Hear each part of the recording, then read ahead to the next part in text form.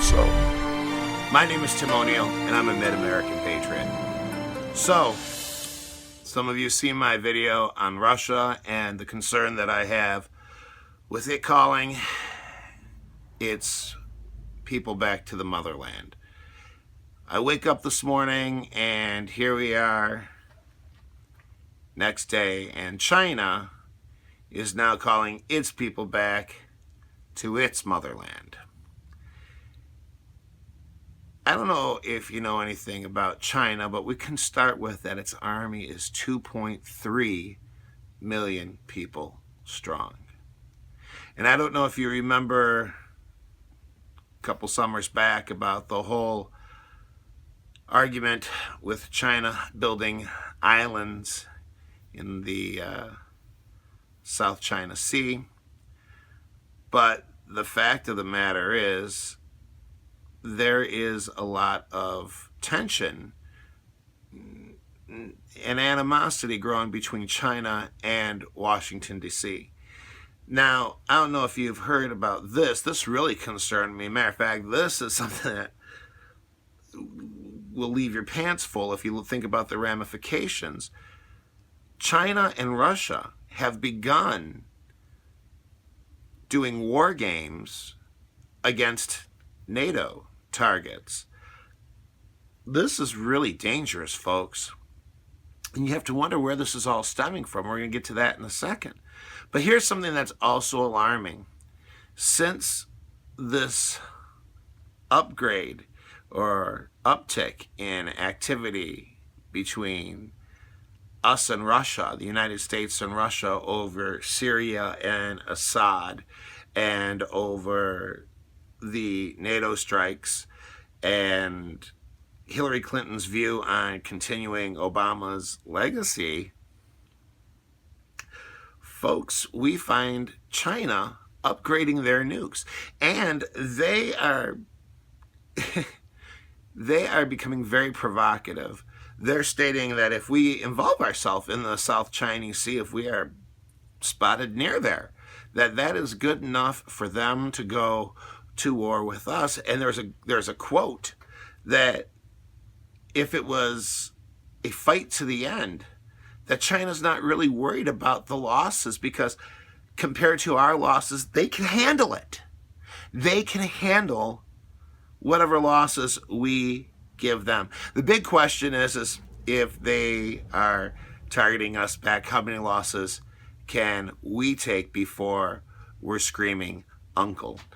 And then, of course, you look at how Russia is orchestrating this and putting this all together, and you see that they're claiming this is over Syria. This is a territory that they definitely would love to control. There's lots of oil in the Middle East, and they would love to be able to control that. You know it. Second of all, they have China in their back pocket, Cuba, of course, in their back pocket, Turkey in their back pocket. They're having a little bit of problems with Iran, but if it came down to a knuckle fight, you could bet your sweet ass Iran would be involved. And also North Korea. And North Korea doesn't even need a reason to be involved. They just want to be involved. They just want to be there. They want to try out their missiles. They want to go to war with the United States in the worst way. They haven't given up the dream. And if you think that all this craziness with China and Russia is a bit much to sort of absorb, North Korea really is a huge threat. Think about this. China has 2.3 million people in its army. North Korea has over 1 million people. 1 million people in its army. Okay? And those people are dedicated to their marshal. They are completely and totally bought, sold for that marshal. They are indoctrinated from the time they wake up in the morning till the time they go to bed at night. Every single one of them are trained in martial arts and fighting and warring, and all of them have to serve in their military, and so all of them are trained. That is a real sticky wicket, North Korea. I mean, it is, wow. You want to talk about a fucking mess, there's that place. I mean, imagine Jonestown with Jim Jones of Guyana fame killing all of his followers.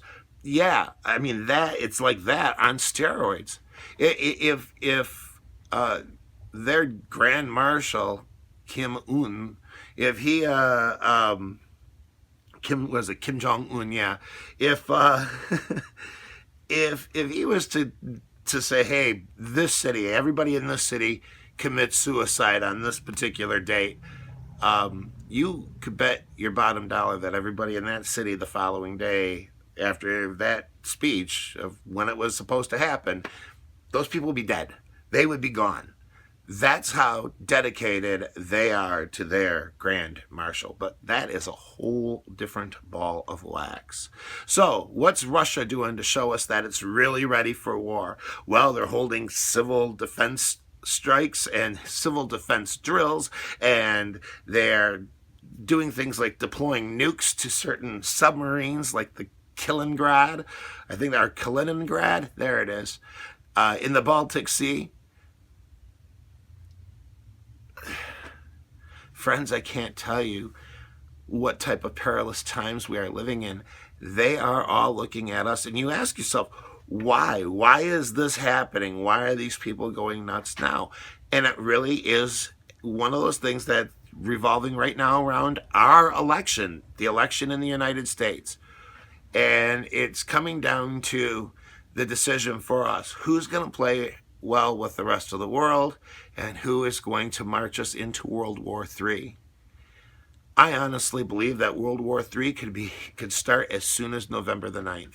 As soon as this country elects someone like Hillary Clinton into office, I could see that being the beginning of the end.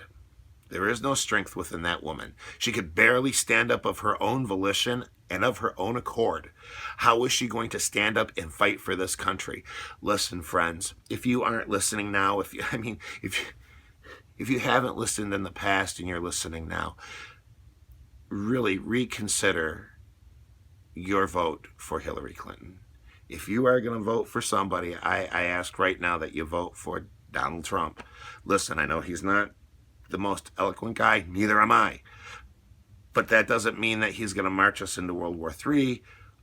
We have Putin telling us right now that's exactly what he's going to do if Hillary Clinton is elected into office, and they are saying that it's imminent. And that's because of you and I, America. That's because of you and I. We are sitting on the fence on this election, and we're thinking to ourselves, do I believe all the bullshit that comes out of Hillary Clinton's mouth and from her controlled media, or do I go with my gut? The guy doesn't necessarily sound like, the best orator in the world.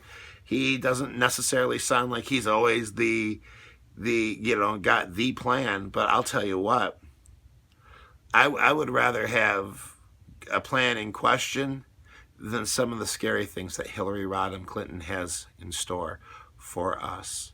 So, gonna ask you again, what do you want?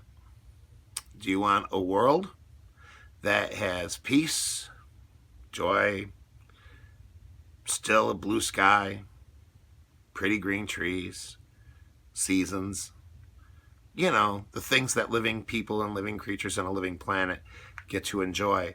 Or are you going to pull your lover for and have that Chad be popped out for Mrs. Clinton, where you could be looking at a scorched earth, a scorched sky, no more seasons, no more people? Yes, your vote counts. Your vote absolutely counts. And I'll be very honest with you, it is a life or death vote. Are you going to vote for good? Or are you going to vote for the person who is going to bring us into World War III, complete demise, complete obliteration, which to me is complete evil? And let's be honest, Hillary Clinton hasn't shown us that she's that she's a benefactor of the human species. Just ask the Haitians. Just ask them what they think of Bill and Hillary Clinton and their foundation. Think, America, think before you vote, please. I'm begging you. I am begging you. Please think. Don't listen to some idiot like Robert De Niro who just stuck his head out of a script and thinks that he knows something. He's got his head in his ass. He's a stupid actor. What the fuck does he know? I'll tell you what he knows. Zero. He doesn't know shit. Okay? Someone even had to put the camera up for him to actually be able to pontificate like he did. He couldn't even operate his own camera. And you can bet your bottom dollar on that one. All right, I'm not going to waste any more of your time today. I'm going to be busy scouring the international news.